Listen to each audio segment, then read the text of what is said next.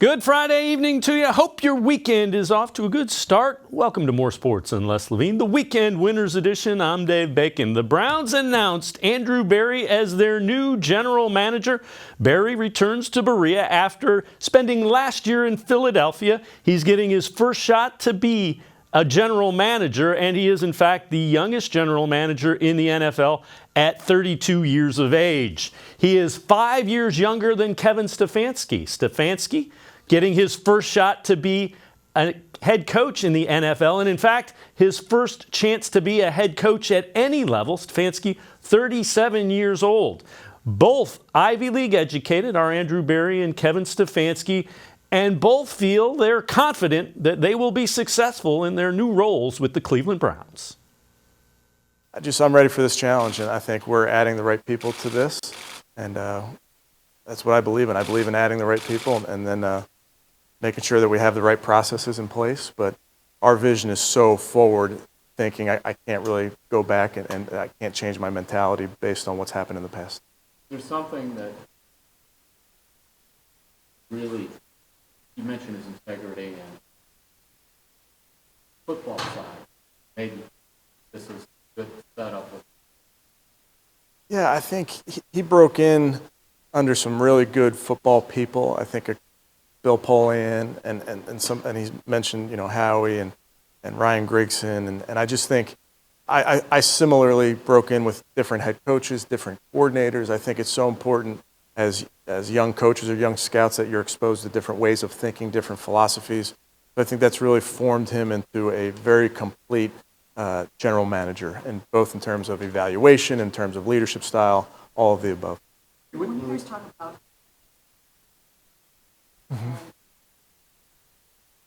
Yeah. do you guys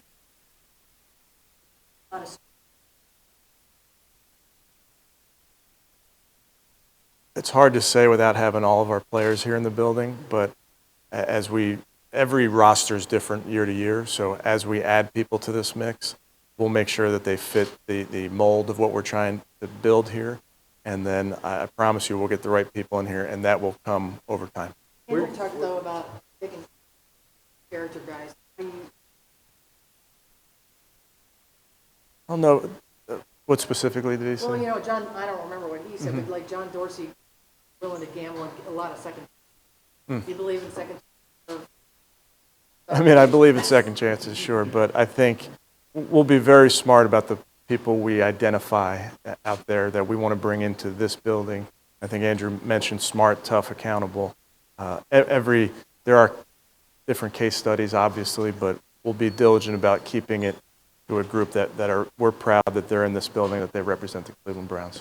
What makes me confident is just how aligned we are, our shared vision with football, with culture, and servant leadership. Look, success is never guaranteed, but what I can say is we're going to work together, we're going to work hard, and we're going to work collaboratively across football operations and our coaching staff as we strive to turn this thing around and develop sustained success. We've heard that word vision now since December 29th. Could you define what this vision that all you guys share is? Yeah, so I guess to start, vision encompasses a couple of different areas. One, how we're actually going to build the team and play the game. Kevin, for instance, on the offensive side of the ball, has talked about his belief in the marriage of the run game and the passing game. How we're going to be quarterback friendly, and how we're going to emphasize positions across the roster that really impact the passing game. From a cultural standpoint, you guys have all heard this idea of collaboration, making sure that we get the best ideas, the best perspectives as we make any major decision, whether it's on the roster, on the field, or across football operations, so that we can ensure that we're driving the organization towards excellence. And then the other piece is how we actually behave, how we treat one another, not just at the senior levels, but the staffs below us, and making sure that we're working cooperatively, we're working progressively, and most importantly, we're working hard on a daily basis. You left a year ago. Was being a GM eventually your goal? Was it maybe well before that? When I left a year ago, that wasn't necessarily the focus of that decision. I really saw it as an opportunity to work with who I believe is the best general manager in the sport, in Howie Roseman, someone who has such a broad skill set have a chance to take a step forward in my own career and broaden my own horizons. I wasn't really necessarily focused on a race to the top, so to speak. I think that just really happened to play out the way it has over the past couple of years, or over the past year. Congratulations, welcome back. How would you assess the current roster? Do you see an overhaul or rebuild here? Yeah, so I start by saying number one, any roster assessment should incorporate a number of different perspectives. I certainly have my own view. I think it's important to incorporate our pro personnel staff. We're still building a coaching staff, and I think it's important to get their perspective on our players and their fit within our offense and defensive systems. But look, the roster is, there are definitely a lot of young core pieces at key spots. We certainly have a very strong foundation upon which to build, but that doesn't mean that we don't have work to do, and it doesn't mean that we're not going to add competition and talent really across every position. Andrew Berry and Kevin Stefanski talking about their vision for the Cleveland Browns. They are now the general manager and head coach in charge of the Browns. We're going to step aside, take a quick time out. When we return, we'll hear from the owner. Jimmy Haslam explains what he was thinking when he hired both Stefanski and Andrew Berry. More sports and less lean. The Weekend Winners Edition will be right back.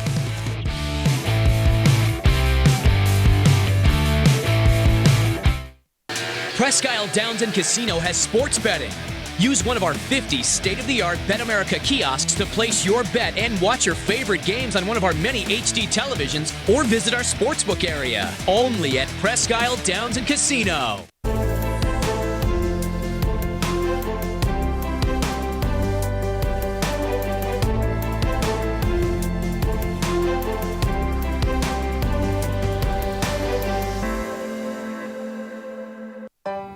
As a kid growing up, my dream was to go to college, play baseball, and get a degree.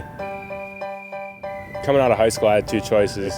I was accepted into a four-year university, but I decided to come to Tri-C after receiving a scholarship. I got my associate's degree at Tri-C. They transferred all my credits straight into Baldwin-Wallace, so I started at Baldwin-Wallace University as a junior. My name is Tyler Leonard, and I earned my first degree at Tri-C.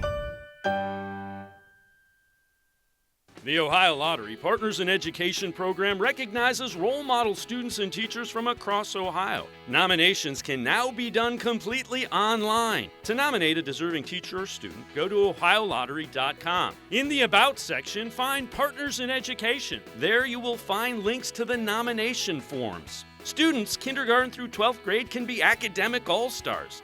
Teachers can be honored as a Teacher of the Month. The Ohio Lottery Partners in Education, where stars shine.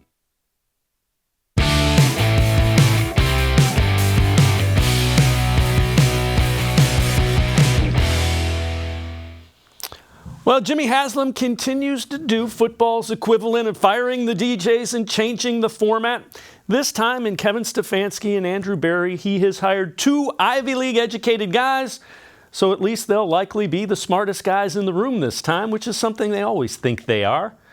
Well, when you look at the Browns, though, it was important for Haslam to have a head coach and a general manager who, in the immortal words of former head coach Hugh Jackson, were singing from the same hymnal. I think you all know me well enough. We never say anything bad about people who aren't here, okay? So I just think you have really smart people with low egos who continually want to learn and get better, don't care who gets the credit, and it's all about winning. And I can't say it any more basic than that.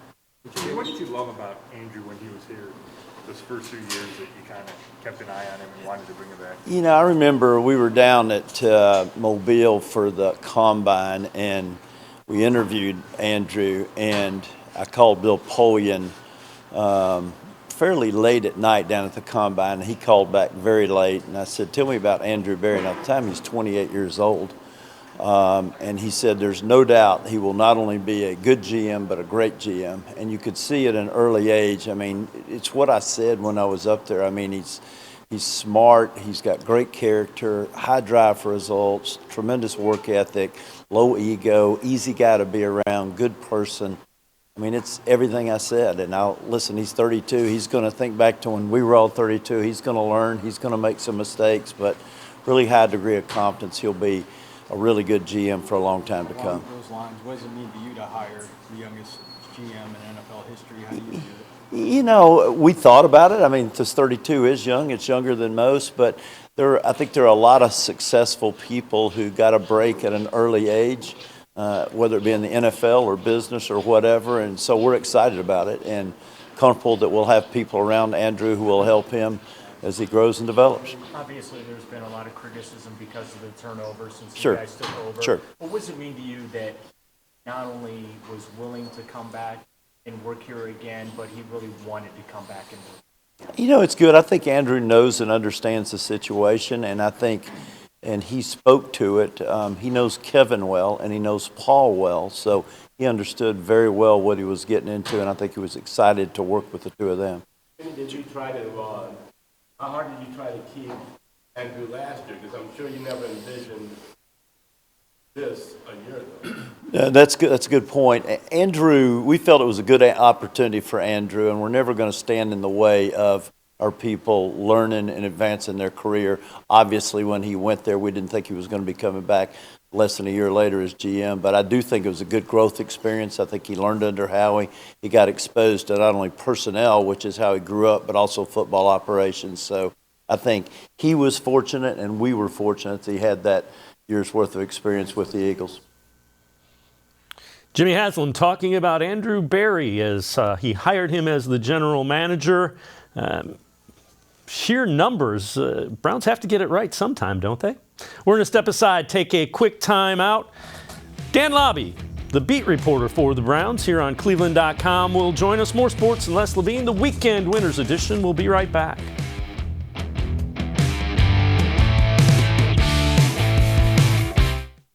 Celebrate Naturestone's 30-year anniversary with a free Naturestone floor. During 2020, we will be giving away 30 free floors to 30 very lucky customers to say thank you for making Naturestone the best concrete flooring solution for garages, basements, and more. Call or visit Naturestone.com today to register to win, and we'll send you a copy of our new buyer's guide absolutely free. There's no purchase necessary. Winners will be chosen monthly. With over 30 million square feet installed for more than 60,000 customers, it's easy to see why I always say, it's not just a floor, wow, it's Naturestone. Just because I'm not $1 million price doesn't mean I'm worthless. We middle prices get zero respect. We're worth hundreds, even thousands. I mean, I'm a handsome bag of money. And there's $110 million worth of us in the Ohio Lottery Cash Celebration scratch-off alone. Plus, the odds of winning are off the chart. 1 in 3. Play the $30 cash celebration for a chance to win up to $1 million. You see? Oh, and lots of prizes between $100 and $1,000. Everybody wants $1 million. Would $500 be so bad? Come on. There are tastes we remember. Every smell brings the happiness of times gone by. Experience this every time you walk into Gallucci's Italian Foods. Whether you need lunch on the go, a catered party, or that perfect blend of wine, meats, and cheeses, Gallucci's has exactly what you're looking for. Straight from Mama's Kitchen for old world traditions or original experiences. From the tastes you remember to new flavors you'll never forget. Gallucci's is a tasty branch of your family tree.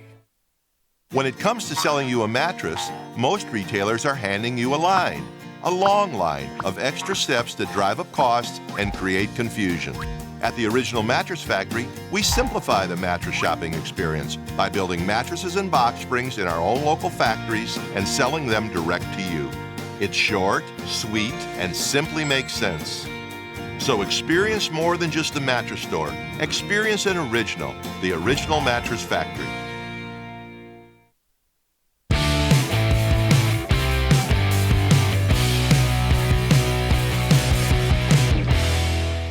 I mean, Andrew's the general manager, I'm the head coach, but I can promise you in decisions as it pertains to personnel, I'll be involved. And we have a really good, have had a dialogue already about that.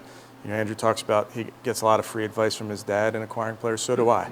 Okay, so we got to make sure we listen to the right people, but it's going to be Andrew and I, along with a bunch of really good people in this building, making those decisions. Do you feel like you've already had some fires to put out or some things to deal with from a sort of controversial standpoint with Myles Garrett being already been an undue amount of that sort of stuff? I don't think so, Mary Kay. I think this is the NFL. There's always going to be something around the corner. You don't know when you walk in the building what's going to come up. as it pertains to all of our players, though, I can promise you we're going to make sure that we're doing the right things on and off the field. Welcome back to More Sports and Less Levine. Kevin Stefanski of the new head coach of the Cleveland Browns. Welcome back, and let's welcome in Dan Labbe, the beat reporter for the Browns here on cleveland.com. And Dan, good to hear Kevin expects something different in the NFL every day, because it's never more true than in Berea. Right. You know, that Jimmy Haslam and everybody has gone to great lengths to say GM, head coach, same page, same philosophy. It tends to make you believe it was even more of a mess behind the scenes than perhaps it was. We thought it was. We thought it was pretty messy. Yeah, we did. And, you know, you look at how they've sort of put this together, and it does feel like this time around, at least, Jimmy Haslam stayed out of the way. He was willing to kind of clear the deck a little bit. You know, Elliot Wolf is gone, Alonzo Highsmith is gone, and he allowed Paul DePodesta to run this coaching search. Everybody that was brought in, you don't look at and say, well, he's from this spot, and he's from this spot, and this guy's a leftover, and this guy kind of has taken on more power in the organization all of a sudden. And everyone at least kind of came from the same spot, and it's all kind of lined up. We'll see what happens when games start and you know, the team goes on a 3 or 4 game losing streak or expectations aren't met. That's when things get messy. But for right now, it seems like Jimmy Haslam kind of stayed out of the way, let the process play out, and it feels like they have alignment, at least in February. The thing that would concern me, does concern me, we have, again, a first-year head coach who's never been a head coach at any level, who has been a play caller for a little over a year, who was in one organization. There are some things that concern me, having said that. Yeah, and I think that's fair. You know, we haven't seen him as a leader yet, but he's said all the right things. He hasn't really spent a lot of time talking about how great of a play caller he is or what his offense is going to look like. Most of what he's talked about has been culture, and what he's talked about has been that buzzword of the last month, alignment, and where this organization wants to be working with Andrew Berry, who is a first-time GM as well. That's a concern. But with Stefanski, at the very least, he's not really sitting here touting his play calling and touting his offensive genius. He's talking about culture, leadership, and kind of the things a coach needs to focus on, I think. You did touch on Andrew Berry. Again, a guy that was in Berea, so he knows a little bit about what goes on behind those doors in Berea. And he came back. So what do you expect from him? He's pretty well respected in NFL circles, and I know you're the one that kind of had said that. Yeah, I mean, he really is. And it's not just, you know, like the analytics community loves him. It's, you know, old school football guys love him. And he was discovered by Tom Telesco, who's now with the Chargers, was then with the Colts. But, you know, the Polians have said great things about Andrew Berry. He went and spent a year working for Howie Roseman, which is about as good an organization you can work with in the Eagles. So even though he's young and he's really only been in like 3 places, he's got a lot of experience from, and I even think that year with John Dorsey was big for him, because he mentioned it on Wednesday. He kind of not learned how to scout, but learned how John Dorsey scouts and that Ron Wolf tree and how they do things. And it is intense when you get in that film room with those Ron Wolf guys, how they watch tape from the guy who could be the number 1 pick to somebody who might be the last undrafted free agent. They watch them all the same. So I think he's been with a lot of people that have sort of expanded his horizons and kind of shown him a lot of different ways to do this job. And you mentioned the Colts, and Polian was a guy that couldn't say enough nice things when the Browns hired him the first time. And I mean, that if people are concerned about Andrew Berry and the analytics side, there are very solid guys that don't like analytics that like Andrew Berry. Yeah, and he's got a scouting background. That's what you like. This isn't a guy who, you know, came from just an analytics background. He has a scouting background. It's how he broke into the league. And again, having spent time now for a year under John Dorsey, and the Eagles are a scouting organization too, even though they're very analytics driven. He has that mix that you're looking for between the analytics, what we saw with Sashi Brown when he was here, and kind of what John Dorsey was. You know, it's kind of interesting, because normally, and we talked a little bit about this off air, normally everybody's all excited about, boy, this guy sounded great. He won the press conference. He did this. I think Browns fans are getting so numb to the change that now it's like, okay, let's see what he can do. I mean, there isn't the typical excitement and buzz, and maybe that's a good thing. I think it is. I mean, we spent all last season, with Freddie Kitchens sound bites, right? If you don't wear orange and brown, you don't matter. All the way through training camp, everything he said was a sound bite, something funny, and then they go out and they lose by 30 to Tennessee, and the season falls apart before it even starts. I think with this, what I've liked from these guys is I haven't heard any of them stand up there and pump their fists and say, we're going to the Super Bowl. I don't even know if either of them used the word Super Bowl. Maybe they did. I don't remember. If they did, it wasn't that big of a deal. They just kind of laid out their vision for what they want to do. And just like with everybody, we'll see when the games start. But I felt like they weren't necessarily sitting up there just giving a pep talk. They were laying out how they see the Cleveland Browns organization and how it's going to work under them. Is it drastically different? Their vision of it, is it a different dynamic than has been here in the past? It feels like it. And again, I hate to use these words because it's the buzzwords that they've been using since January, but the focus has been collaboration and alignment and, information, using information to inform decisions, whether it's coaching decisions, personnel decisions, trying to gain that little edge that you can gain with information. So again, a lot of that is the talking points that they've been throwing out. That's sort of all we have to work with right now in February. We'll see what happens as usual when the football starts. But right now it does feel different than when they've brought in other people.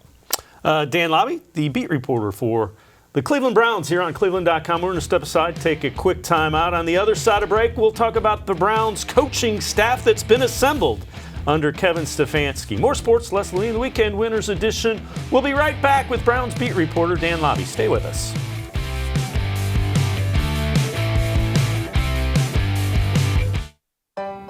As a kid growing up, my dream was to go to college, play baseball, and get a degree. Coming out of high school, I had two choices. I was accepted into a four-year university, but I decided to come to Tri-C after receiving a scholarship. I got my associate's degree at Tri-C. They transferred all my credits straight into Baldwin-Wallace, so I started at Baldwin-Wallace University as a junior. My name is Tyler Leonard, and I earned my first degree at Tri-C. The Ohio Lottery Partners in Education program recognizes role model students and teachers from across Ohio. Nominations can now be done completely online. To nominate a deserving teacher or student, go to ohiolottery.com. In the About section, find Partners in Education. There you will find links to the nomination forms. Students, kindergarten through 12th grade, can be academic all-stars. Teachers can be honored as a Teacher of the Month. The Ohio Lottery Partners in Education, where stars shine. It takes attention to detail. With your local Bryant dealer, you're getting more than just a technician. You're getting someone who pays attention to your needs and the little things that make a big difference. It takes a dealer you can rely on. And to keep your family warm this winter, here, let me show you how this works. It takes Bryant. Bryant. Whatever it takes. And to keep your family comfortable, it takes Smiley One Heating and Cooling. Find them at smiley1.com.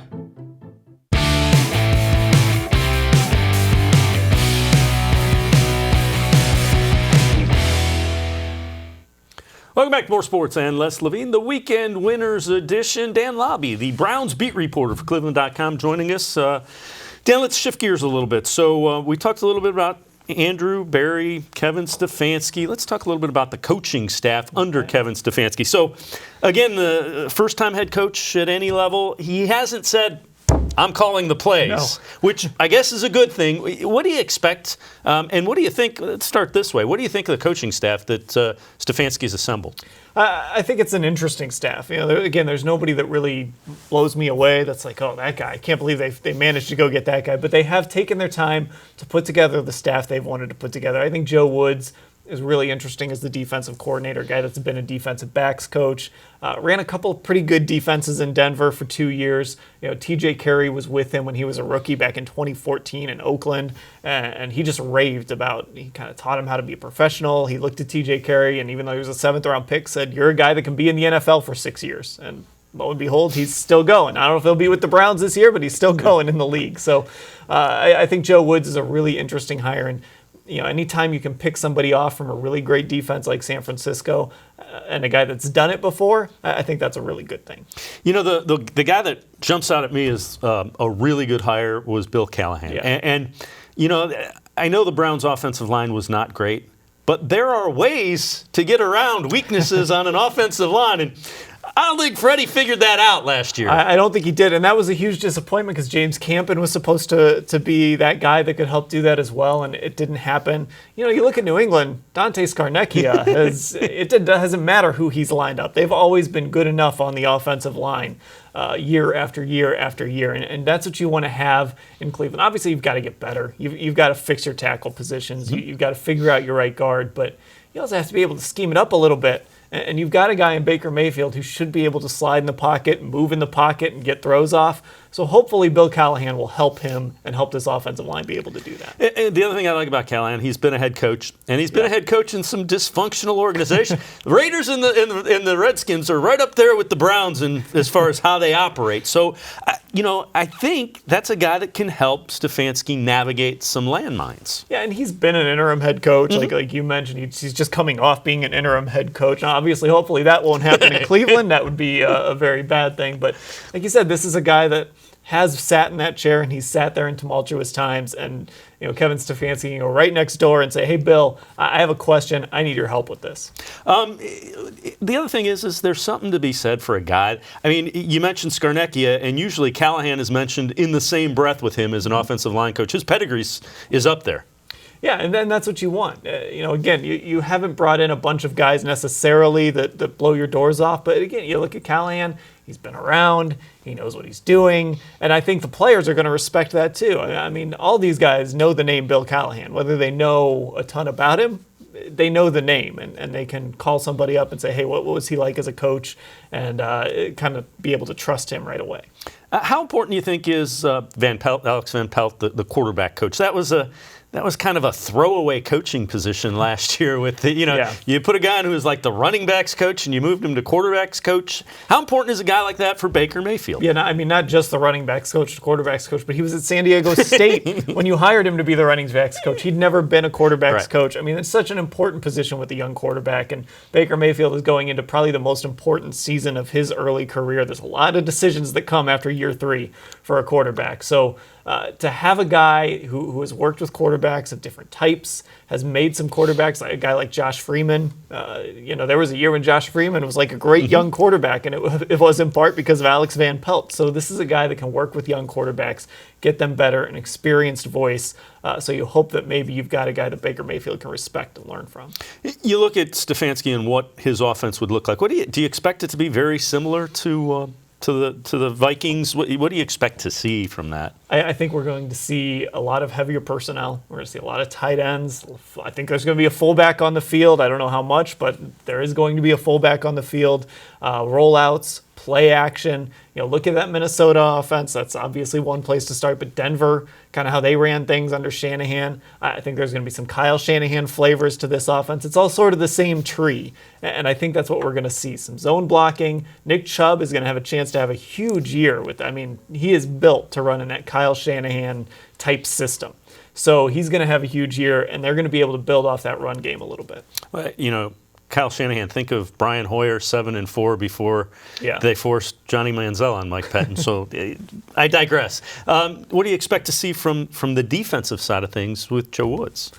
I think they'll be aggressive. I don't think we're going to see a huge change schematically. They'll probably stick with the 4-3. I don't know how much that matters anymore because you're always you have extra defensive backs on the field. But they're going to be an aggressive defense. And again, it's going to look a lot like what San Francisco did. And they're going to try and create a lot of pressure. They have the people to do it. We don't know what's going to happen with Olivier Vernon yet, but you've got Myles Garrett, you've got Sheldon Richardson, Larry Ogunjobi. You've got a nice front four to work with. So I think they're going to be a defense that wants to try and create pressure with 4 and then make the quarterback beat you when you can have 7 guys back there. You've seen a lot, probably more than you would like to, as far as changes in regimes.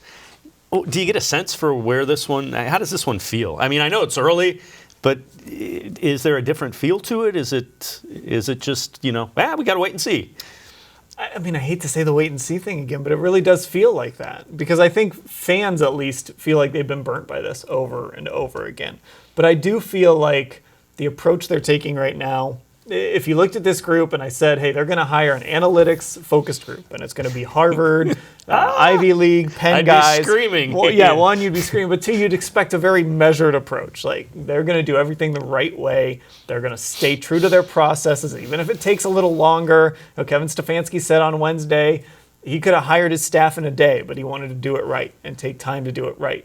And so far, they've at least lived up to that. So they've really stuck to the process and followed the process so far. I know 76ers fans probably hate hearing that word, but it's been a very process-driven approach so far. Well, it's kind of interesting you brought that up. Charles Barkley called the 76ers the Cleveland Browns of the NBA. Yes, all talk and not backing it up. Let me change gears just a little bit.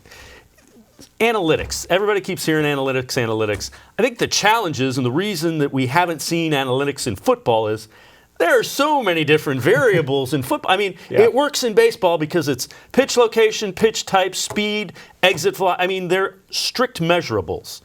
When you start getting 11 guys on each side, 22 different guys, I'll put it in Harvard terms. There's a lot of variables that you have to solve for what you're looking for.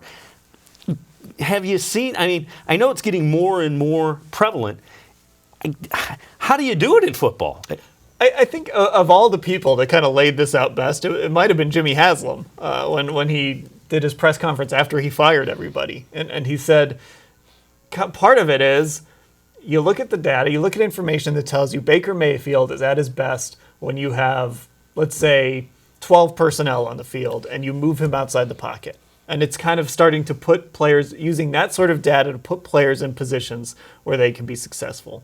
Jarvis Landry's at his best when he's lined up here or something like that. That's really what you're looking at. And then, you're looking at things like, when is it best to go for it on fourth down? Yeah. When is it best to go for 2?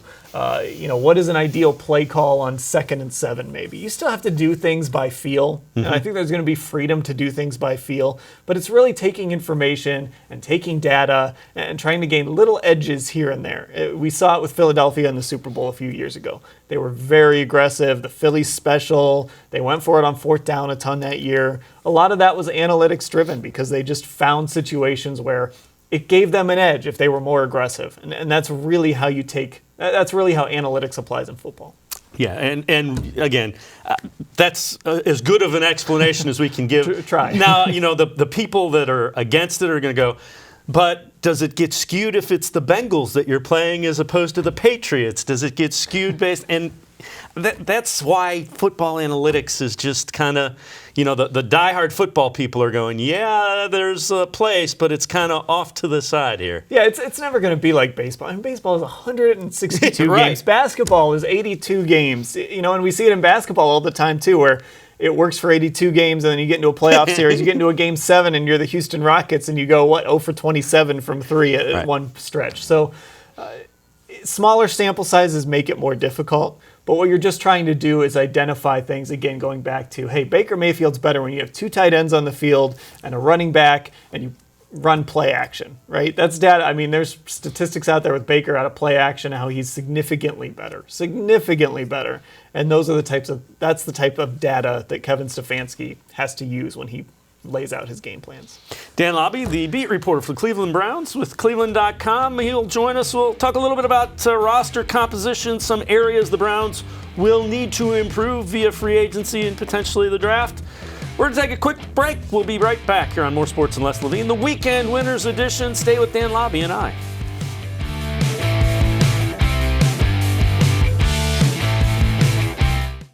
Get Nature Stone and never replace your basement flooring again. Your concrete is uneven, damp, and not healthy. Carpet and tile don't last, breed mold and mildew, and give worthless warranties. Nature Stone permanently corrects uneven concrete and is not affected by dampness or moisture. And with Russell's Promise, our true unconditional warranty, there are no hidden maintenance costs. Act now and save up to 50% with our volume discount pricing. Must be installed by the end of February. Schedule your free cost estimate easily online today at naturestone.com. It's not just a floor. Wow, it's Nature Stone.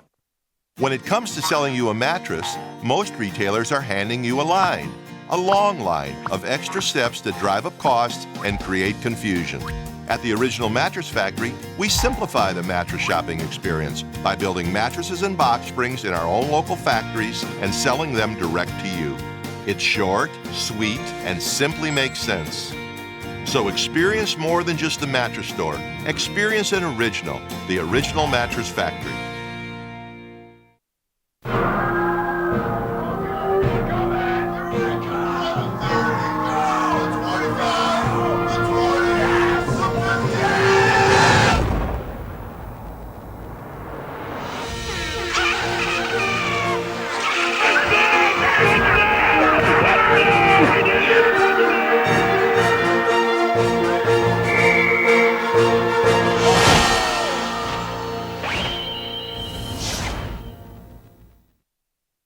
Presque Isle Downs and Casino has sports betting.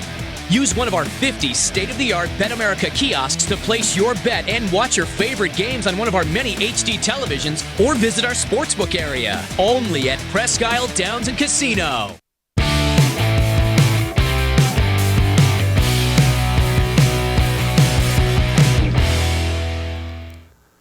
Welcome back to More Sports and Les Levine, the Weekend Winners Edition. Cleveland.com's Browns beat reporter Dan Labbe, Dave Bacon. Glad you joined us, Dan. We've talked about the coaching staff, the front office. Now let's get to the roster. The one thing that I would say is Kevin Stefanski hired a much better group of players than pretty much any other coaching regime did. Yeah, he's got a lot of talent on this roster. I mean, this was a team that a lot of us were predicting. You know, I think I said 10-6, and that felt pessimistic and for some people. 8-8, 9-7. So there's a lot of talent on this roster. You assume Odell Beckham's going to be back, Jarvis Landry. You hope Baker Mayfield is going to be rehabbed. Defensively, we mentioned some guys that they have over there. So the talent is there for this team to win right away, which is a good thing. You don't have to completely overhaul things. Hopefully you don't have to find your quarterback anytime soon. So he's in a really good spot to win football games with some kind of minor adjustments here and there. When you look at the biggest need, do you agree it's the offensive? I mean, there could be 3 new offensive linemen legitimate. There probably should be 3 new offensive linemen. You got to figure out your tackle position. You have to get a left tackle. I mean, I'd prefer you go through the draft to get your left tackle because you want a guy that's going to be there for 6 years, 8 years, 10 years, maybe the next Joe Thomas. If you're getting real lucky. I don't know if you're going to find a first ballot Hall of Famer, but you want to get that position fixed. You got to figure out what you're doing at right tackle. If you have a guy that can play there, if you need to fix it there. Maybe you can fudge it a little at right guard again if you like Wyatt Teller or you like Eric Kush and you strengthen those other 2 spots. But there should probably be at least 2 new starters, like you said, maybe 3 new starters on that line.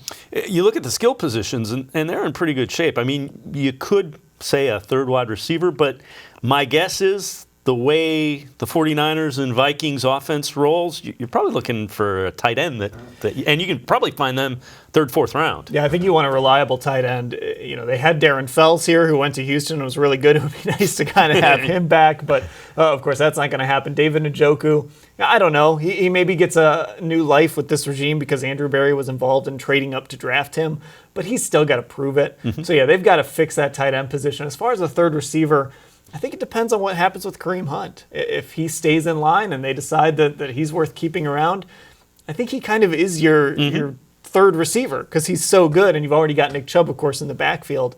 I think that's how you kind of view Kareem Hunt. Yeah.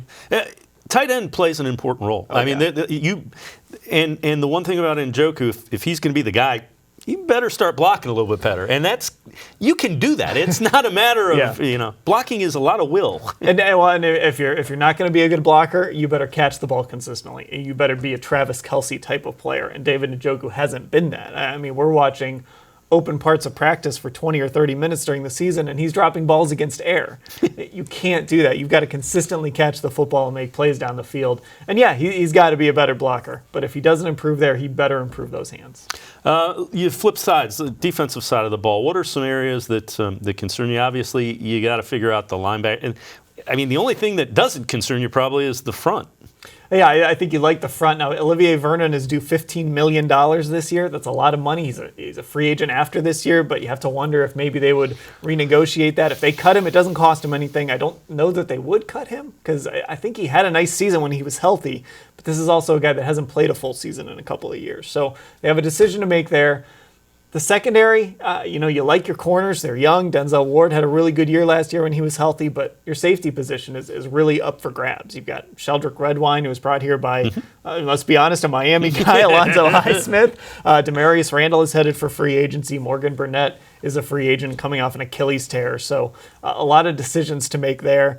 And you've got to decide how you feel about Mack Wilson. Do you like Mack Wilson to take over for Christian Kirksey? I thought he was good in spots. I thought he was still very raw. Sheldon Richardson joked that he's got to stop running into him in the run game, and I kind of went back and watched a little bit, and yeah, sometimes he would get out of position and run into one of his defensive linemen. So he's still a raw guy who's got some talent. So they just have to make some decisions there. And what if a guy like Isaiah Simmons is there at number 10? I mean, kind of that linebacker hybrid safety guy. That could change maybe your approach at that linebacker position too. And that's a guy that, won the defensive award. He's defensive player of the year in football. And there are several mock drafts that say he would be available. Now that's probably going to change when he gets to the combine and runs like a 4.3, because that's allegedly what he runs. Yeah, it'll be interesting how they approach that, because I know Browns fans are saying you got to take a tackle at 10. You got to take a tackle at 10, but sometimes that player that's there who's not maybe a need is so good, you can't pass him up. That would be a really interesting situation. Yeah, I would agree. If a guy that you think can make a huge impact on the defense is available at 10, this defense isn't good enough to ignore him. And it is the other thing to keep in mind, so that people don't get all fired up. It is supposed to be a really deep draft for offensive linemen, especially tackles. Yeah, and that's what they have to weigh. Look, they could look at that and say, you know what, everybody else wants this kid, let's trade away. I hope they wouldn't do that. I hope they would just take the really talented player instead. But you can't get too caught up in drafting for need, because that's when you end up drafting guys that maybe aren't as good as you thought, and you look back 3 or 4 years down the road and you're like, man, they could have had this guy, but instead they took this guy who's good. This guy's great. I wish they would have taken him. You're giving me horrible analytics flashbacks of accumulating draft picks. That's why I was screaming. Free agents as well. There's some decisions. Schobert, Kirksey, you mentioned. Do you get any sense of guys that you think they definitely want back, or is it new regime, new way of thinking? I think Joe Schobert's the big winner in this. I think the old regime was probably more than willing to move on from him. But now you've got these guys coming back. Andrew Berry, again, was involved in that pick. He's a guy that helped pick Joe Schobert, and he's blossomed into a guy who was a Pro Bowler, probably could have been a Pro Bowler this year, but didn't make it. I think he was an alternate.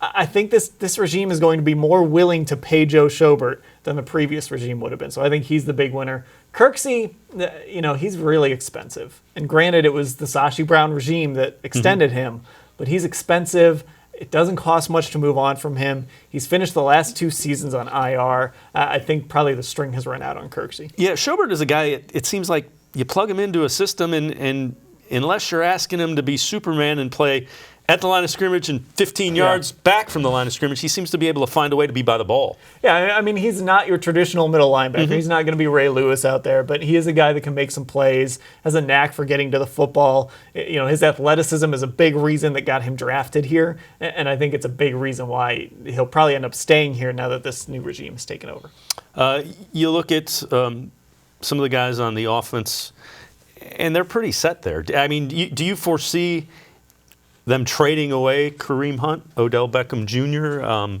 If they do that, my guess is they'd try to move up in the draft, potentially. Their tone was really different on both of those guys, Kareem Hunt and Odell Beckham. With Kareem Hunt, it was very much, we need you to stay in line. We've laid out what happened on that video when you got pulled over is not acceptable, and you've got to stay in line and go by our standards. Odell Beckham, obviously very different, right? Nothing off the field, just kind of the antics on the field and coming off an injury. But it sounded like, at least on Wednesday, he's a guy they still want to have around.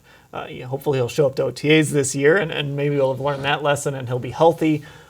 But it sounds like they want him around. With Kareem Hunt, it's not that they don't want him around, but it sort of sounds like they're saying, hey, you've got to do your part now. It's on you. And the other part of this, too, is we know how analytics feels about running backs. Yep. And I also just saw a football team that used to have Kareem Hunt win the Super Bowl. Yep. So you've got to weigh that as well. I don't think he has a lot of trade value, and I don't think he's going to get a lot of attention on the free agent market either.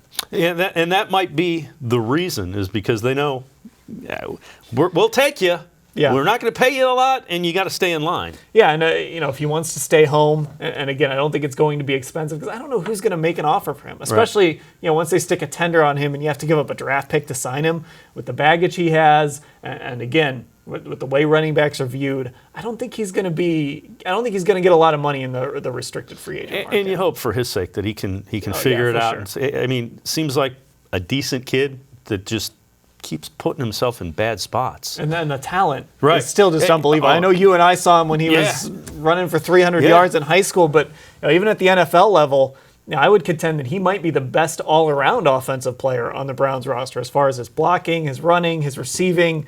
He can do it all, but he's got to kind of stay on that straight and narrow for a little while. And the thing is if you have him, Chubb, and then the speed outside, Kevin Stefanski in the offense should find, unless they're going to go Freddie Kitchens on us, they should find a way to be a big problem. Yeah, for what I just said about running backs and the Chiefs winning without him, I'm sure Andy Reid would still love to have him around and still love to have that talent to play with in that offense.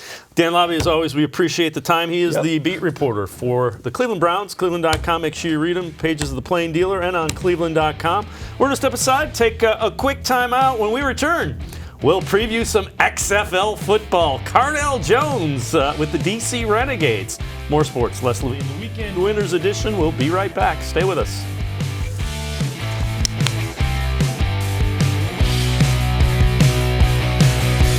Get Nature Stone and never replace your garage flooring again. Your concrete is cracked, uneven, and not safe. Paints and poly coatings don't last, are slippery, and give worthless warranties. Nature Stone permanently corrects cracked, uneven concrete, eliminates slipping hazards, and is easy to clean. And with Russell's Promise, our true unconditional warranty, there are no hidden maintenance costs. Act now and save up to 50% with our volume discount pricing. Must be installed by the end of February. Schedule your free cost estimate easily online today at naturestone.com. It's not just a floor. Wow, it's Nature Stone.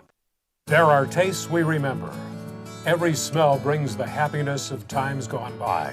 Experience this every time you walk into Gallucci's Italian Foods. Whether you need lunch on the go, a catered party, or that perfect blend of wine, meats, and cheeses, Gallucci's has exactly what you're looking for. Straight from Mama's Kitchen for old world traditions or original experiences. From the tastes you remember to new flavors you'll never forget, Gallucci's is a tasty branch of your family tree. The Ohio Lottery Partners in Education program recognizes role model students and teachers from across Ohio. Nominations can now be done completely online. To nominate a deserving teacher or student, go to ohiolottery.com. In the About section, find Partners in Education. There you will find links to the nomination forms. Students, kindergarten through 12th grade, can be academic all-stars. Teachers can be honored as a Teacher of the Month. The Ohio Lottery Partners in Education, where stars shine.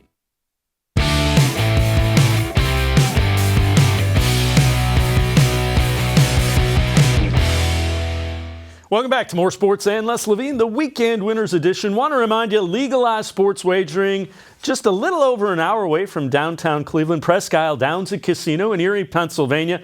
27 miles into Pennsylvania, right off of I-90. 50 state-of-the-art Bet America Sportsbook touchscreen betting kiosks. They're located throughout the casino floor. You go in, you touch a few buttons, you put your money in, and you make your bet, and you can go on your way. It's all at Presque Isle Downs and Casino. A little over an hour away from downtown Cleveland, right off of I-90 in Erie, Pennsylvania. XFL gets underway this weekend, Saturday. First game, 2 o'clock. The DC Defenders, 7.5-point favorites over the Seattle Dragons. Cardell Jones, the quarterback of OSU and Glenville lineage. He's the quarterback for DC. Pep Hamilton, former Browns offensive guy, is the head coach for DC. 5 o'clock game, the Houston Roughnecks with June Jones as their head coach. They are 6-point favorites over the LA Wildcats.